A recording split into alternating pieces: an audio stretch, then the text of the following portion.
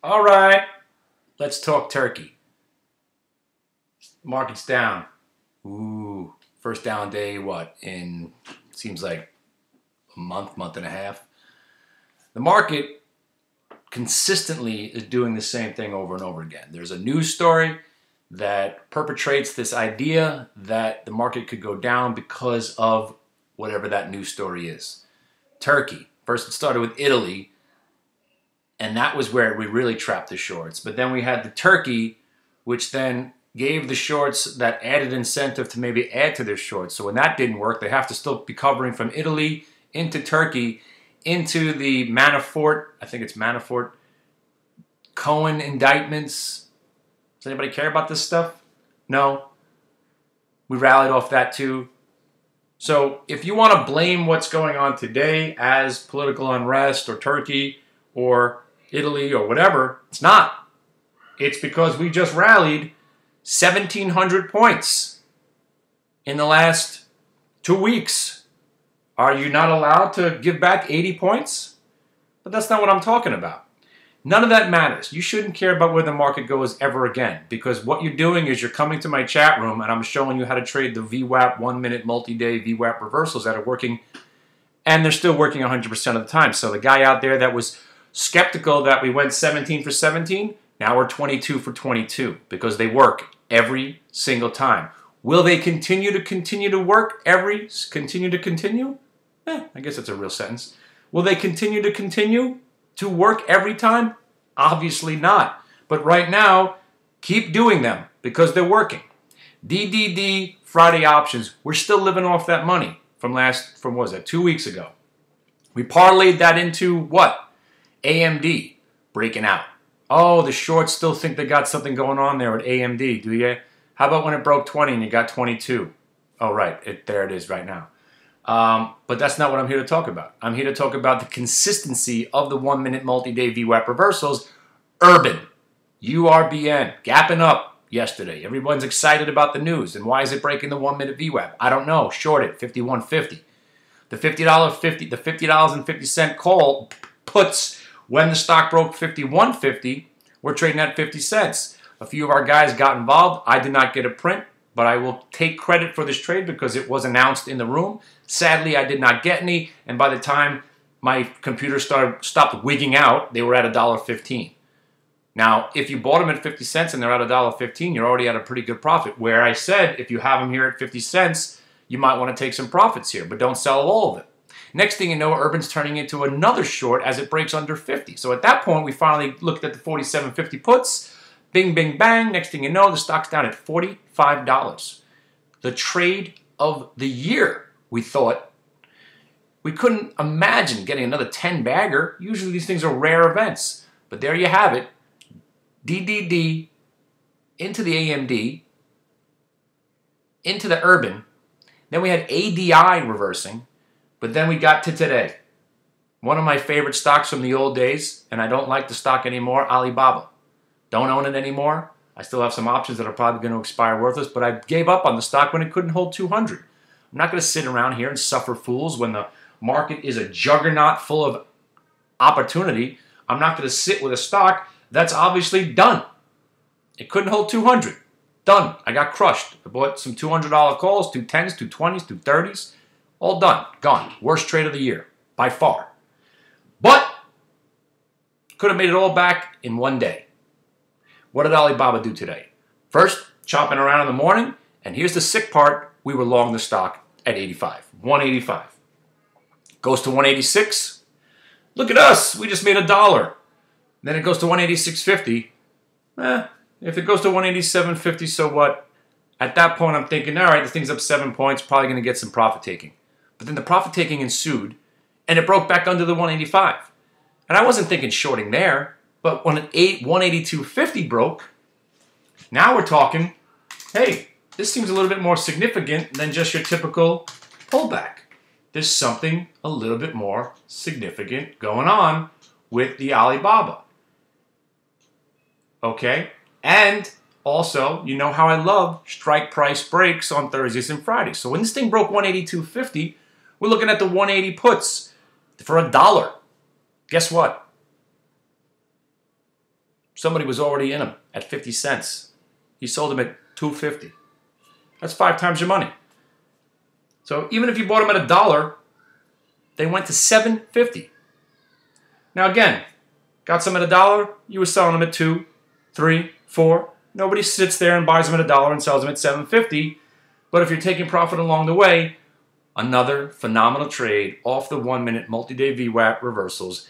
22 out of 22 now have worked. And then sprinkle into a little DDD short. Yeah, I mentioned it as a short today because it couldn't stay above the 2150, rolls over, goes negative, right down to the next half number, starts to bounce. We covered it. We got short at 20.99, covered it at 20.62. There's another payday. This is what we do. And now, because we believe the market's still going to continuously go up, and whether it be the Dow or the Qs, I'm buying my stocks, same stocks as I keep telling you guys about. And one of my guys is kind of pissed off because he said, and I sort of agree, why are you making these videos giving out the gold when they're not coming into the room? He does have a point. Maybe I shouldn't have told you about SAIL at 20, or YEXT at 1750, or ICPT at 80, or DDD at 9. Remember, we're still in the stock from 9. 1050, 1250, 13, or AMD at 350. Maybe I should have kept these all secret. But you know what? I'm going to let you in on a little bit of what we're doing to get you to come in. Now I was going to start doing YouTube live videos. I don't got the time. I'm doing it live in the room. So if I have to go live on YouTube for you to watch, take one extra step. Sorry, 2 extra steps. Send me an email, I'll send you a link, and you get to hear the live show. Eventually, maybe I'll do it on YouTube, but chances are no. Because we're already progressing to the new StockTwits chat room. Now again, they're not going to have all the bells and whistles I have in my room right now. So it's going to be more text alerts, a little bit of chatting. We'll get our feet wet, and we'll evolve the StockTwits room, and eventually they'll build it to my specifications. We'll have live video, we'll have live streaming, we'll have the text alerts, and we'll have everything all built into the StockTwits room. So probably a year from now, we'll be only talking about the StockTwits room, and hopefully it evolves into where I want it to be, and we'll all be a part of that. And again, we'll see how it goes. But right now, I'm going to be doing both. There's no way I'm shutting my room down. Obviously, you know that. Because until we're able to do everything I do in my room, in the StockTwits room, I'll run them both. I'll have a guy in there, or I'll be in there typing away, trying to show you some charts, try to educate you to the point where you want to stick around. But if you really want the full immersion effect, the full girlfriend effect, or the GFI, or the Glick friend experience, GFE, I don't know what they call it. I don't know. I never hired a girl for my pleasure, but you know what I'm talking about. Maybe you don't. Maybe you do. Maybe you don't. Bottom line is, am I getting rich here? Trading 10 contracts of Urban yesterday, 300 shares? No. But at the same time, I got 50, 60 guys following my lead now, and we're not trading bullshit stocks that I already bought 2 weeks ago, and I'm pumping them to you guys. I don't do that shit. Opposed to some other guys you know.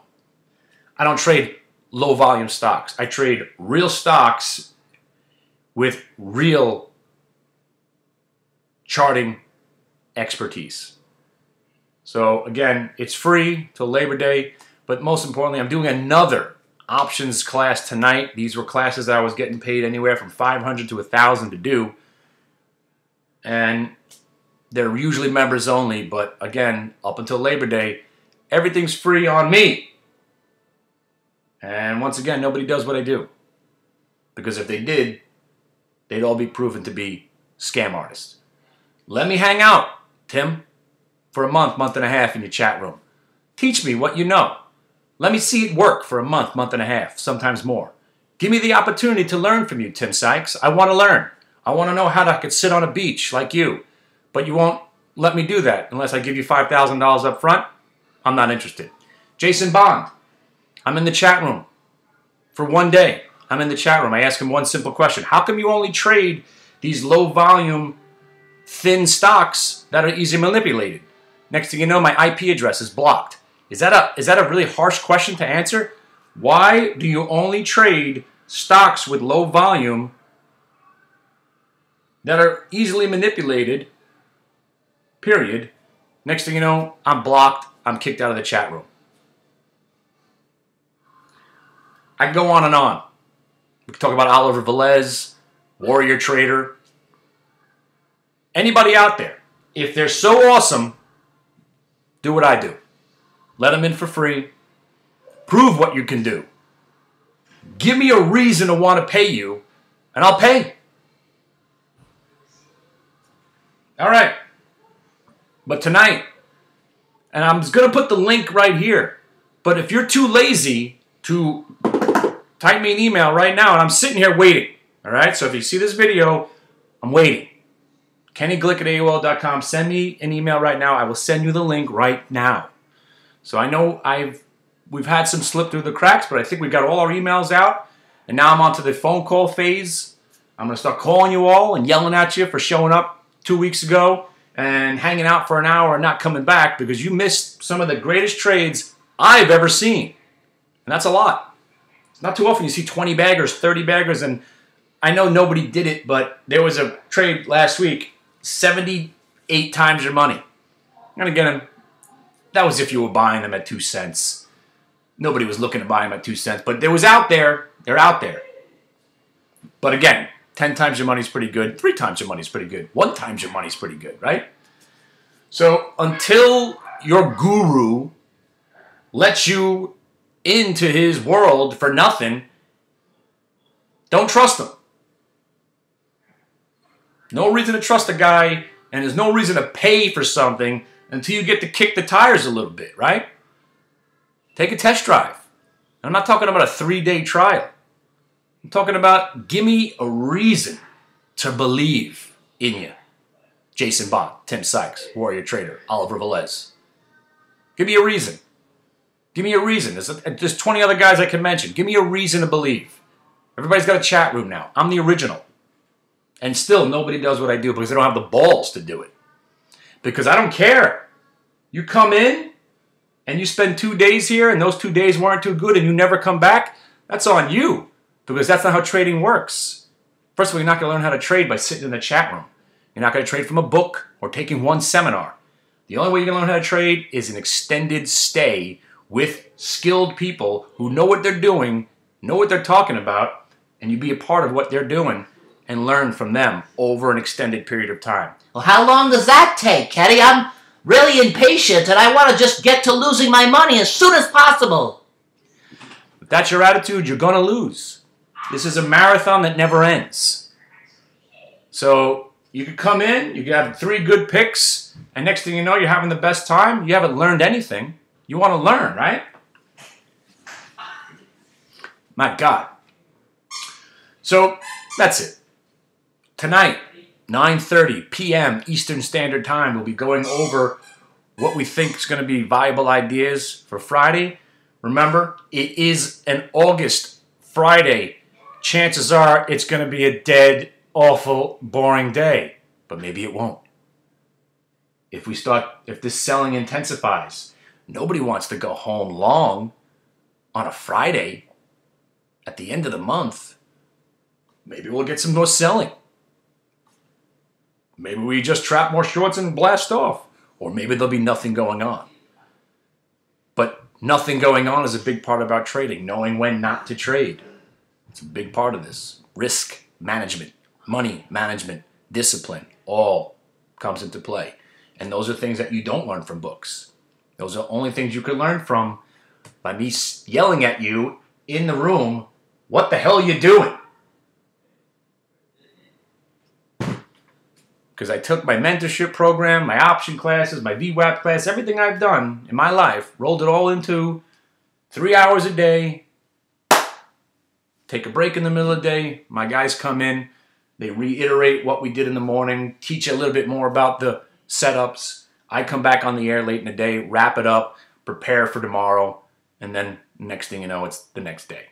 All right? Thanks for listening. And Greg Manarino, the market's down today. Is this the imminent crash that you've been waiting for since 2011? How's that call working out for you? How's an AMD short working out for you all, everybody out there, right? Ah, man. Just because you are angry, kid on Seeking Alpha, the guy that keeps writing articles about shorting AMD. By the way, before I go, you do realize that Seeking Alpha is a bunch of hacks, right? You think I'm just a schmuck on the internet sitting in my mom's basement, right? These are real kids sitting in their mom's basement, pissed off that they missed AMD at 750 and 10 and 1250, and now they're writing articles about why you should be shorting it, and you're taking it serious? And you're copying the link and pasting it on your Twitter feed that some fucking retarded kid in his basement wrote an article about EBITDA and debt ratio, and you think that's serious? Price is the only thing that's serious, and this stock just broke 20, and now it's at 22. Chances are, if it ever goes back below 20, maybe you'll have a little bit of sell-off. But right now, everything's telling you you want to be in the stock. I don't know. You want to chase it here with your life savings after the stock's gone from 13 to 22? Probably not. But I'll tell you something. Shorts have got it wrong. They've continued to get it wrong, and they'll always be wrong because shorting is un-American. And let's give it up to Goldman Sachs, who downgraded AMD 3 times over the last 5 years. When it broke 5, he says it's going back to 250. When it broke 750, he said it was going to 5. And when it broke 15, he said not only is it going to be a terrible idea to buy it at 15, but he says it's going to be down 50% back to 750 imminently. And that's a guy that probably gets paid $250,000 a year to make the stupidest, worst call of the last 2-3 years. And that idiot still has a job. And that schmuck is still telling people what to do. That moron thinks he knows more than you and I. Nah.